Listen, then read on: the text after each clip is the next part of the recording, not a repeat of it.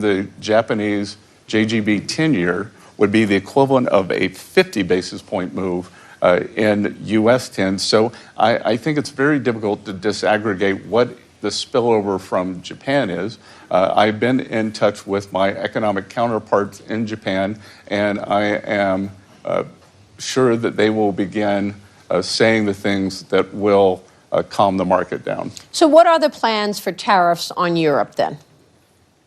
Well, we're in the midst of completing a very good trade deal for both sides. So the plan is to go ahead with the trade deal. Of course, the president has said that he, on February 1st, will implement a 10% tariff if the Danes do not want to give up Greenland, and it is on the 8 countries that sent troops to Greenland. So what do you want to say about the NATO alliance then? I mean, Denmark has been a long ally, the European Union united against any move. How do you progress with what looks like a strategic move for the United States, but also preserve the alliance, the NATO alliance? Well, look, I think that the NATO alliance is very safe, sound, and thanks to President Trump, it's never been more secure. When President Trump came in his first term, the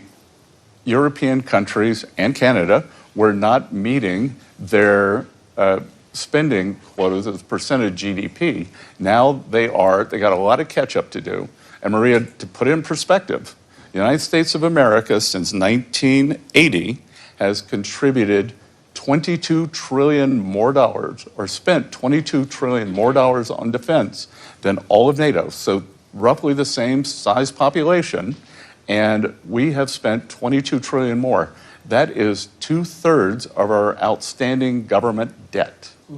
The Europeans have been spending the money on social welfare, on roads, on education, and it's time for them to pay more, which they've agreed to do. Yeah, many of them have already stepped up, like Poland. Everyone has except Spain. Okay. And do you not feel that a security deal in the Arctic would suffice in terms of Greenland? Well, I think what we're seeing, we're seeing with a base that we have shared with the UK for many years, the UK is signing the island over to Mauritius. So again, I can see why the president believes that for U.S. engagement, we do not want another Diego Garcia on our hands. This is a very important point that you make. In terms of tariffs, how much money has been generated from tariffs already? Certainly the hysteria over President Trump's tariffs have died down since April of last year. What is the total running rate right now? Yeah, it's in the hundreds of millions of dollars, Maria. The U.S. for the fiscal year, which ends September 30th, we had a fiscal contraction. For the calendar year, we had a very large fiscal contraction. So we cut the deficit by about $200 billion. The important number is the deficit to GDP. So calendar year 2024 was 6.9%, the highest we've ever had. I mean, we inherited a mess. 6.9%, the highest we've ever had when the U.S. was not at war or not in a recession. So 6.9%, calendar year 2025, 5.4%. I have called for getting that number down to 3% by the end of President Trump's term, and I think we're on the way. So you've been using that tariff money to pay down the deficit then? It feeds into the general account, and it's been a big part of it. And again, last year, the U.S.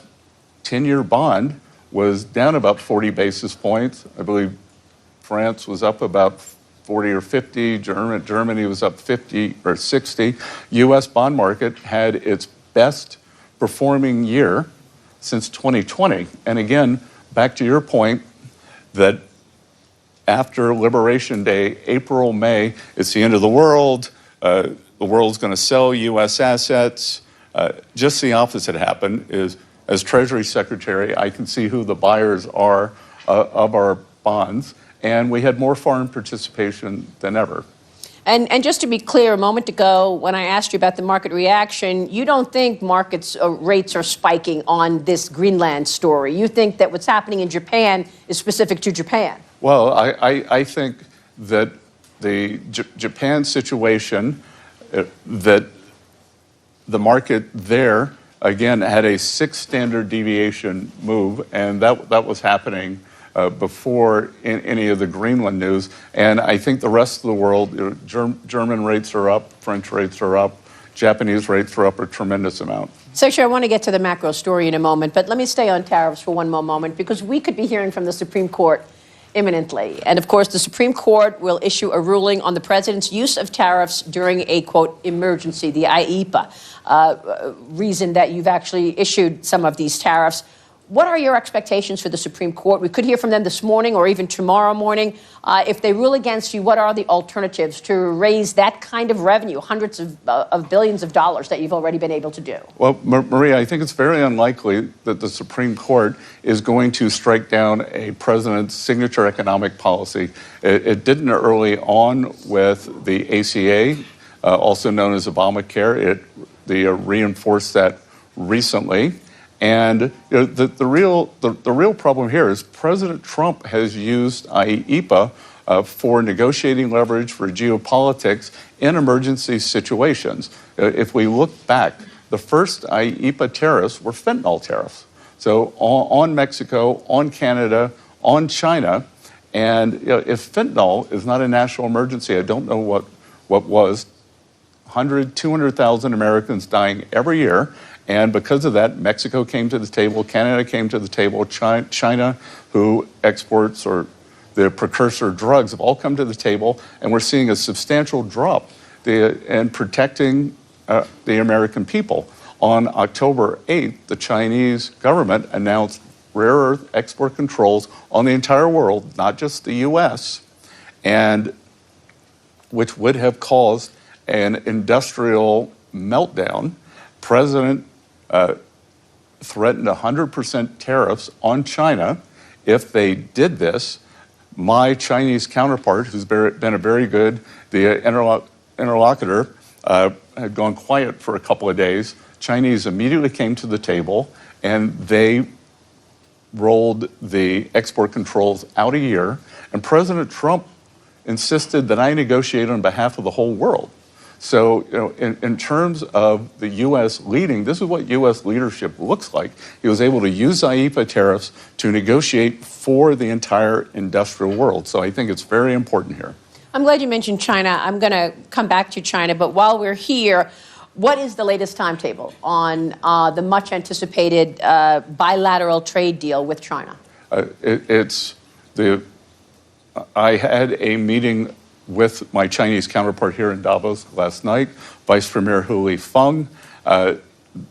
He told me that just this week they have completed their soybean purchases, and we're looking forward to next year's 25 million tons. I suggested maybe he'd want to buy a little more, because President Trump always brings that up with Party Chair Xi when they speak, and they've done everything that they said they're going to do. Are they having rare earth magnets flow, or are they putting restrictions on that? Because there were reports last year that the Chinese were saying, we will send the rare earths, but we're not sending them to any companies that are tied to the defense sector and the U.S. military. They are flowing as expected. We are in a fulfillment rate that's in the 90s, which I think is quite satisfactory. So they didn't stop, even if it's a defense company? Because I believe they tried to do that with Japan as well.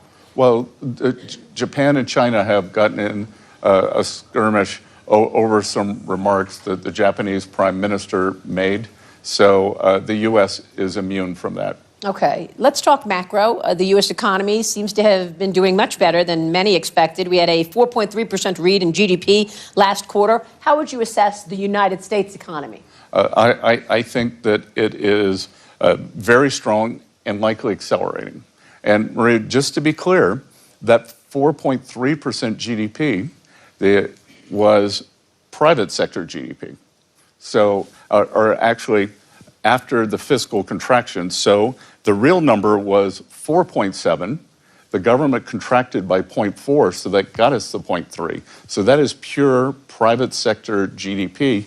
And President Trump's economic policy, tax deals, trade deals, and deregulation, the deregulation, which I think is probably the most powerful part, is really just starting to kick in now. So we have the tax deal, one big beautiful bill, done on July 4th, which no one said could be done. And it contains the full expensing for U.S. corporates on equipment, for factories, for ag structures. On the other side, for working Americans, the president's signature policies: no tax on tips, no tax on overtime, no tax on Social Security, interest deductibility, auto loans if you buy an American car. So we're seeing this wonderful balance between industrial America and Main Street America.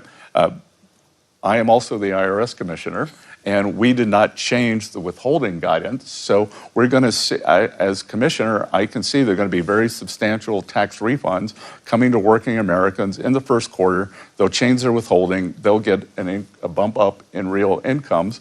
Because of the expensing, we're seeing 12, 14% CapEx growth in the U.S., and historically, you have never seen a CapEx boom without seeing employment follow. Yeah, you've got a CapEx boom and a productivity boom as well. 4.7% is much better than so many people expected last year. Are you expecting the economy to, at one point, hit 5% as well? Well, the Atlanta Fed GDP number, which is a very noisy number, is now reading 5.3 because remember, the fourth quarter GDP included the Schumer shutdown.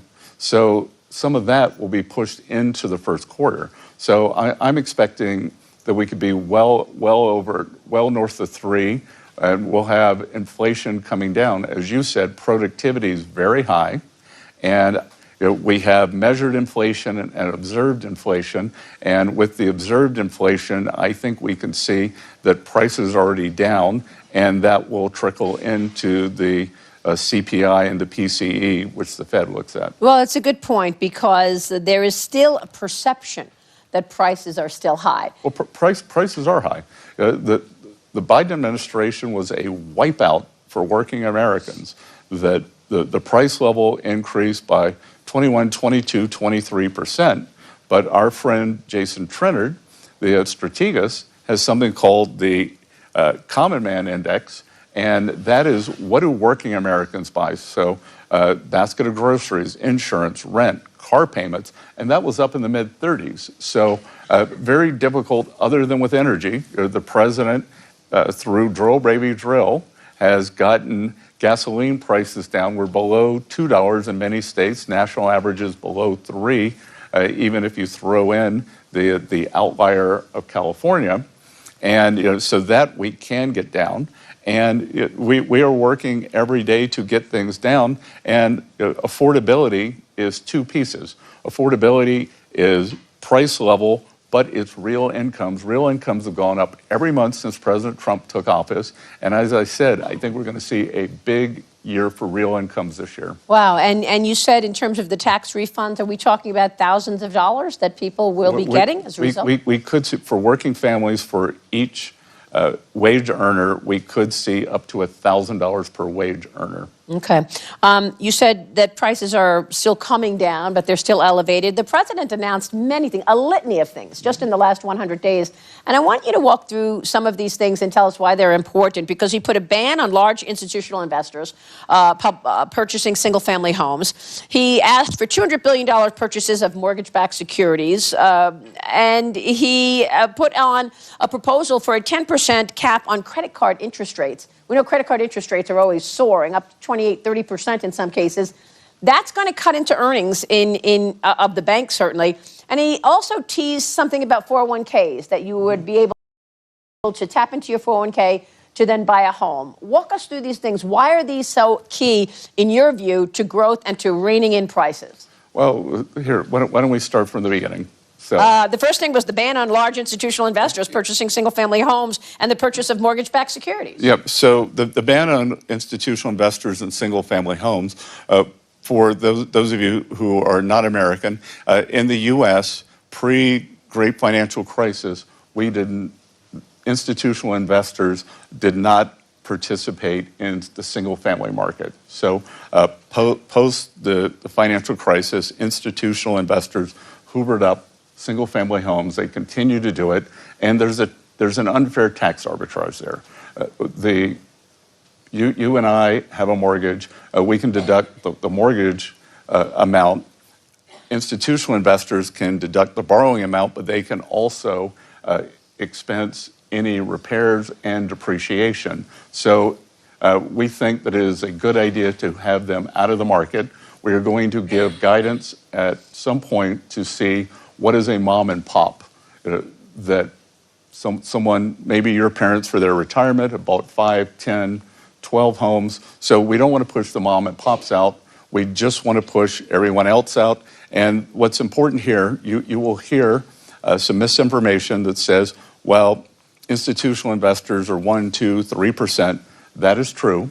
Having been in markets for 35 or 40 years, markets are made on the margin, and institutional investors are much higher in boomtown markets like Charlotte, like Atlanta, like Huntsville, Alabama. So they've done that. In terms of having Fannie and Freddie buy MBS, the mortgages are two parts. It is the 10-year bond yield, and it is the spread between mortgages and the 10-year yield. So the purpose of that is to narrow the spread.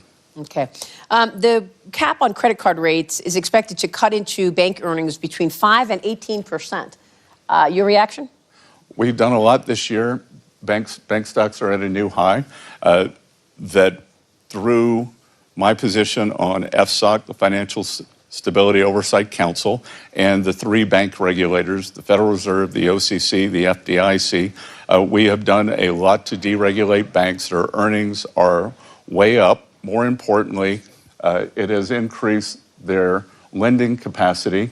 Oliver Wyman's numbers, not mine, estimates that there's $2.5 trillion of extra lending capacity. The other thing that has been a focus of this administration and a focus of mine is small and community banks, because what happened after the great financial crisis, all the regulations from Dodd-Frank, we had too big to fail, but then with small banks, you were too small to succeed. This regulatory morass, we have lost more than 50% of the small and community banks, and they power small business lending, real estate lending, and ag lending. So we are trying to bring that back. Yeah, it's a great point, because farmers really need the lending of these small community banks. Look, Secretary, I want to get your take overall on your thoughts on what you've done so far, because the president back last year, right after the inauguration, I sat down with the president and I asked him what he wants the economy to look like in 4 years when he's done. And he was very clear. He said he wants private enterprise to rule the day. 1 year later, you've taken a 10% stake in Intel. You've taken a stake in MP. Now, I know that these are national security issues. And the other day, the president told the defense contractors, don't pay dividends, don't buy back any of your stock. You need to be fulfilling what the country needs in terms of producing weapons. So what do you want to say to people who say, look, here is a so-called capitalist president and a Treasury secretary, and yet it's not private enterprise running things. The president is telling the defense contractors what to do, and you've taken stakes in these companies. A couple of things, Maria. I think the only good thing that came from COVID was it was a test run for what would happen if our supply chains were ever broken due to a kinetic war. So we saw that there are 5, 6, 7 key industries that we have to reshore. So everything you just said, rare earth magnets, we've got to get out from under China's grasp. The semiconductors, I would say that the single biggest threat to the world economy, the single biggest point of single failure, is that 97% of the high-end chips are made in Taiwan. If that island were blockaded, that capacity were destroyed, it would be an economic apocalypse. So we are reshoring the semiconductor industry to the U.S. with the defense contractors are no different than the systemically important banks. They exist, like the systemically important banks exist because of the backstop from the Fed, because of the regulations, and these defense contractors have let down the American people. They have let down the American people. They are 5, 6, 7 years behind on fulfillment of their contracts, and they exist because of the U.S. Department of War. So I do not think it is unreasonable to tell them that until further notice, you need to build more factories and buy back less stock. And by the way, Maria, these CEOs making $30, $50 million a year for failing the American people. So I don't see any discrepancy there. And it's, as you said, everything on your list is national defense. And so once they get to some normalized level of backlog, I don't know whether it's 2 years, 3 years, then we can talk about removing those restrictions. So what you're saying is you want private enterprise to lead the day, but when it comes to national security, the government will be a shareholder. And again, a lot of this isn't private. You know, we have seen what happens when the free markets get kind of perverted, because what happens with critical minerals, that several companies have tried to stand up critical minerals facilities in the U.S., and the Chinese come, lower price, undercut them, and then they're bankrupt. So we are going to put in a system, price floor, price ceilings, and when you talk about multilateralism and the U.S. leading, I just hosted at Treasury last Monday the G7++, so G7 plus Australia, plus India, plus Mexico, plus South Korea, and we are working at warp speed to create a critical minerals block where we can mine, process, and refine critical minerals, and China won't have this sword over our heads. So how long do you think it will be until the United States is, in fact,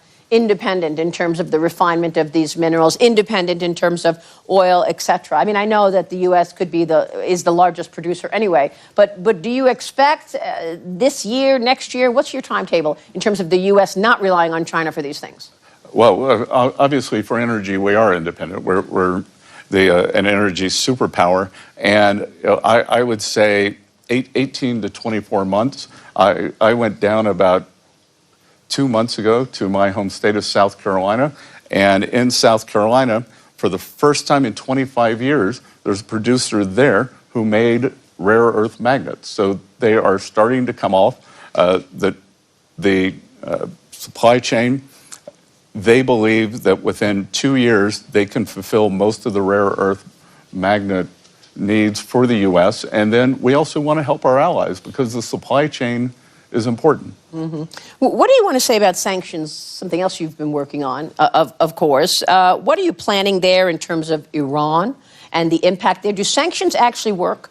And the same question with regard to 500% secondary sanctions or tariffs on countries who purchase energy products from Russia. Okay, so two things there. There are Treasury sanctions. And if you look at a speech that I gave at the Economic Club of New York last March, I said that I believe the Iranian currency was on the verge of collapse, that if I were an Iranian citizen, I would take my money out. President Trump ordered Treasury and our OFAC division, Office of Foreign Asset Control, to put maximum pressure on Iran, and it's worked. Because in December, their economy collapsed. We saw a major bank go under. The central bank has started to print money. There is a dollar shortage. They are not able to get imports, and this is why the people took to the street. So this is economic statecraft. No shots fired, and things are moving in a very positive way here. On the 500% tariffs on the buyers of Russian oil, that is a proposal that Senator Graham has in front of the Senate, and we will see whether that passes. We don't believe that President Trump needs that authority. that he can do it under IEPA, but the Senate wants to give him that authority. And just to be clear, that we have Europe buying Russian oil still 4 years later, they are financing the war against themselves. India started buying Russian oil after the conflict began, but President Trump put a 25% tariff on them, and India has geared down and has stopped buying Russian oil. And then 3, China is a very large buyer of Russian oil, as they are of Iranian oil, as they were of Venezuelan oil. But guess what, Maria? No more Venezuelan oil for them. So would you treat China the same as the others in terms of buying Russian oil with regard to tariffs and sanctions? Well, we'll see what happens with this Senate bill and with the Iranian oil. That'll be up to President Trump. Secretary, what do you want to say about artificial intelligence and the idea that AI efficiencies will likely kill jobs? A lot of people are worried about jobs.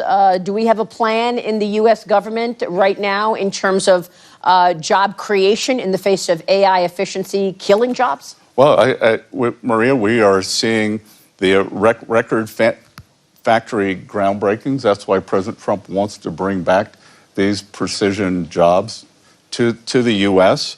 And historically, every productivity boom has led to job growth. Now, can there be some toing and froing in terms of people changing professions? I can't remember what the number is. Maybe you know it. 50-60% of the professions today didn't exist 30 years ago. Well, it's a big number. With technology. It's a big number, but it's something we're very cognizant of. We haven't seen it in the numbers yet. I think that it could be very different than what we saw with the China shock. The China shock was a blue-collar phenomenon. My guess is the AI shock might be a white-collar phenomenon. We'll see. Secretary, as we wrap up here, a moment ago, you said, look, you've been dealing with markets for a long time, your entire career. What do you think of markets today? I mean, the market has been rallying on the president's policy. Today, of course, we're seeing a sell-off, but do you think the markets are getting it right?